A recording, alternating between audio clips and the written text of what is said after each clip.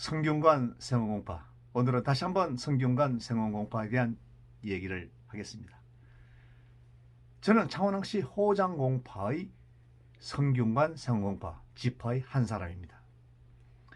내가 나를 잘 알지 못하면 자존감이 일지 않는 것이죠.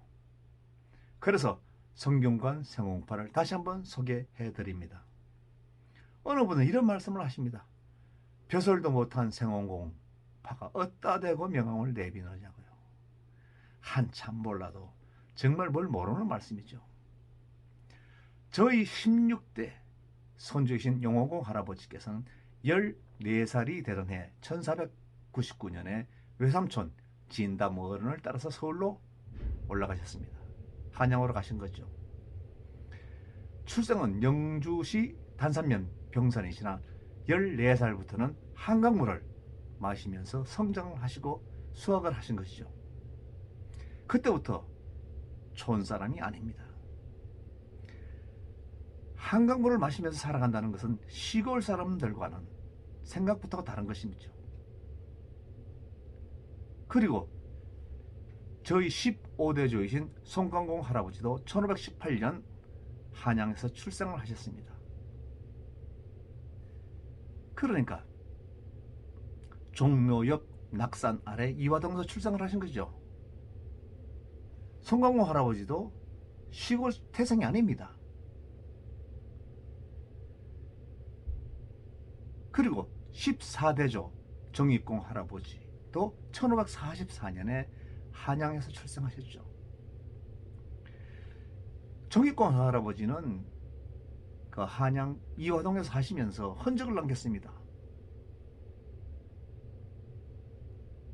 창경공에서 내려오는 시냇물에 물이 불어서 사람들이 다닐 수가 없었습니다. 그래서 거기다가 다리를 놨죠. 참의 시절에 말입니다. 그래서 황참의교라는 다리를 지으신 것입니다. 그래서 황참의교라는 것을 검색해 보면 지금도 누구든지 찾아볼 수 있습니다. 그것을 우리 정인공 할아버지가 다리를 만드신 것이죠. 그러니까 한양에서 사셨다는 것이 증명되는 얘기입니다. 그리고 한양에서 선조임금의 육촌 동생을 부인으로 맞았습니다. 그리고 13대조 도정공 할아버지께서도 1574년 한양에서 출생하셨습니다. 그리고 인조의 정부인이신 첫 번째 부인이신 인열왕후의 고모를 부인으로 맞았습니다. 한양에서 사신 것이죠. 그리고 12대조 찰방공 할아버지께서도 1611년 한양에서 출생하셨습니다. 안동건 씨를 부인으로 두셨죠. 자식을 4명을 두셨는데 그 11대조죠. 휘, 로자, 채자, 찬자, 염자이십니다. 이분들도 한양에서 출생을 하신 것입니다. 그리고 10대조께서도 1671년 한양에서 출생을 하셨습니다. 이렇게 한강물을 마시면서 한양의 종묘 옆 낙산 아래 이화동에서 산 지가 무려 180년간입니다. 180년간이요. 그래서 저는 자부심을 가집니다. 나의 피에는 한강물이 흐르고 있다. 그런데 과거 급제도 못하고 생원밖에 못하여 생원공파라고 하시면서 비웃는 분이 계시죠. 뭘 몰라도 한참 모르시는 것입니다.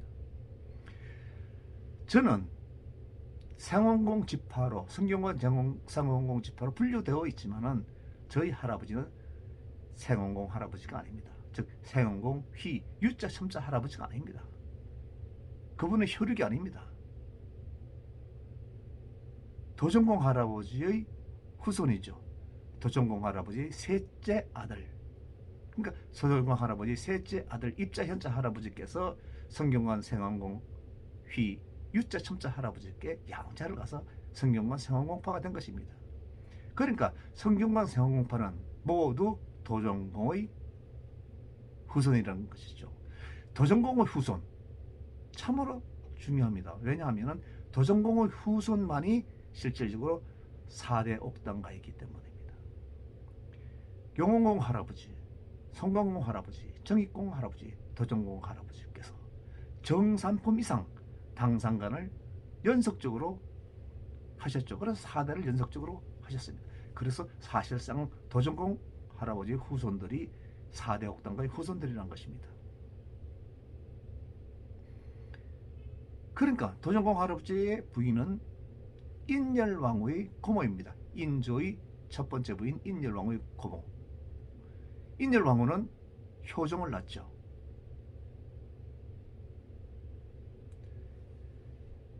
그런데 누가 성균관세공파를 낮게 평가할 것입니까? 사람은 사주팔자를 잘 타고나야 합니다. 그러나 사주팔자보다 더 중요한 것은 운을 잘 타고나야 합니다. 더 중요한 것은 시대를 잘 타고나야 하고 또 부모를 잘 만나야 합니다. 그럼 금수저로 태어나서 일생을 큰소리치며 살 수가 있는 것을 제가 역학 공부를 20년 넘게 하면서 알게 된 것이죠. 사주팔자가 좋다. 그런데 사주팔자를 풀어보면 사주는 좋은데 왜 이 사람은 일생이 이른가? 그것은 대운이라는 것, 10년 만에 움직이는 운이라는 것이 안 좋기 때문에 그렇습니다. 그래서 사주팔자보다는 운을 잘 타고나야 되는 것이고 그 운보다는 시대를 잘 타고나야 되고 부모를 잘 만나야 되는 것입니다. 그래야지만이 금수저로 평생을 안락하게 살 수 있는 것이죠. 성균관 세공공휘 유자 첨자 할아버지는 1578년에 출생을 하셨습니다. 아버지는 정익공이죠. 그때는 정익이라는 시호를 받지 않았기 때문에 시감이라고 불리신 시감공 할아버지입니다. 서천 군수로 재직해 계실 때죠. 1603년 25살에 생원시에 합격하여 성균관에 입학을 합니다. 물론 30살이 되도록 과거에 응시하였으나 장원을 못하여 벼슬길에 나가지는 못했습니다. 그런데 운명의 장난은 이때부터 시작이 되는 것이죠. 1608년에 선조가 갑자기 붕어를 합니다. 그리고 광해군이 왕위에 오릅니다. 아버지, 즉 시감 할아버지, 정익공 할아버지께서는 목숨이 위태롭다고 생각하고 큰형이신 조대공 할아버지와 함께 가산을 정리하고 백동으로 은거를 합니다. 그때부터 과거의 응시에도 황섬의 자식이라는 이유로 30살 이후는 과거의 응시에도 아무 소용이 없습니다. 그냥 떨어뜨리는 것이죠. 할 말이 없는 것입니다. 성균관 생원으로서는 고참 유생입니다. 고참 생원이죠. 고참 유생이죠. 모든 왕들이 그렇지만 광해군도 치세에는 여러 가지 문제점이 있습니다. 이 고참 유생이 유생들을 이끌고 대궐 문 앞에 임금이 계신 대궐 문 앞에 꿇어 앉아서 전하니 되옵니다. 전하니 되옵니다. 목 터지게 외쳤습니다. 조정에서는 이 할아버지를 대모 주동자라고 10년간 너는 과거를 보지 마라 하고 점거 명령을 내렸습니다. 그 과거를 못 보니까 또 공부해서 무슨 소용이 있습니까? 그 전국을 떠돌아다니는 것이죠. 여기저기 떠돌아다니는 것입니다. 그럴 수밖에 없는 것이죠. 그래도 10년 뒤에는 과거를 보겠다는 생각으로 공부를 하시겠죠. 첫 번째 부인은 완산이 시를 맞았습니다. 그러나 자식을 두지 못했습니다. 두 번째 부인은 진주광씨를 부인으로 맞았는데 딸만 둘을 낳습니다.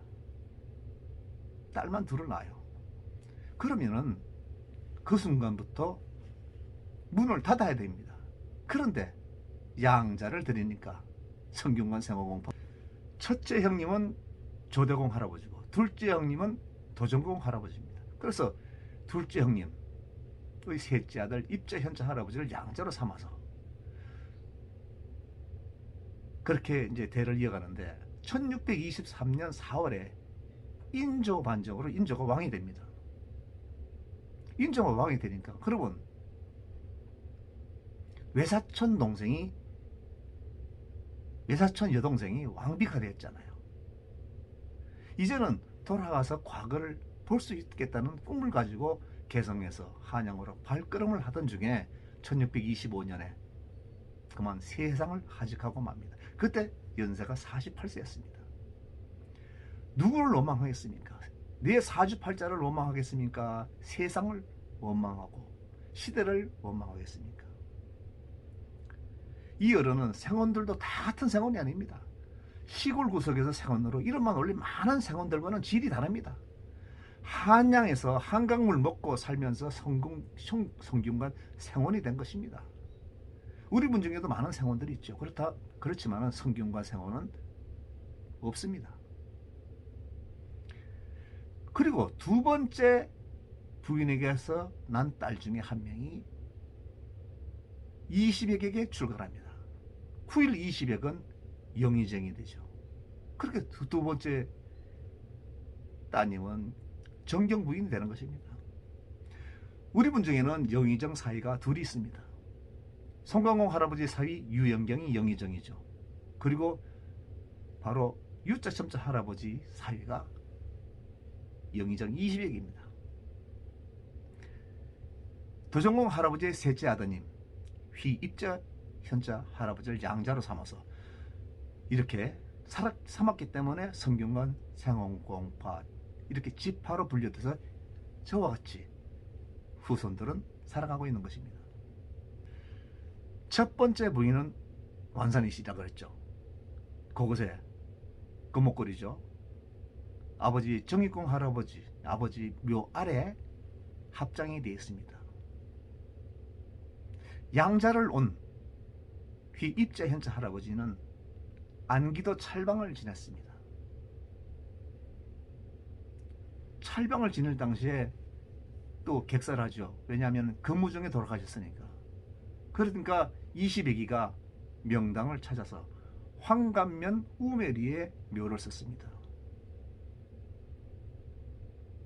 그 묘를 먼저 쓰고 후일에 두 번째 부인, 그러니까 생원공 할아버지 두 번째 부인을 다른 곳에 돌아가셨을 때 썼다가 그 진주광시죠 묘를 이장하여 찰방공 할아버지의 묘 위에 봉분을 만들어서 거기 현재 모셔지고 있습니다. 이 황감면 우메리 이곳은 후일 영의정이 나는 자리라고 합니다. 그런데 야당 당수가 나는 자리예요. 빼딱한 야당 당수들이 나는 자리지 뭐 평안한 사람은 아니랍니다. 좀 반골 기질을 가진 야당 당수 그런 분이 영의정으로 올라가는 자리라고 합니다. 성균관 생원공파로 분류된 분들 중에 누군가는 영의정 자리에 올라갈 수 있겠죠. 그러니까 국무총리는 할 수 있다는 얘기입니다. 대통령은 못해도. 현재 성균관 생원공파에는 육군 소장을 지내고 퇴역한 분이 계십니다. 나이는 아직 60이 안 됐거나 좀 됐거나 그렇겠죠. 성균관 생원공파엔 육군 소장이 최고입니다. 현 시대는. 어찌 성균관 생원공파를 가볍게 보겠습니다. 그러니까 성균관 생원공파는 도정공 할아버지의 후손이다. 혈손이다. 그리고 성균관 생원공파로 분류된 사람들은 4대 옥당가의 문중 사람이다. 이렇게 성균관 생원공파를 이해해 주었으면 고맙겠습니다. 감사합니다.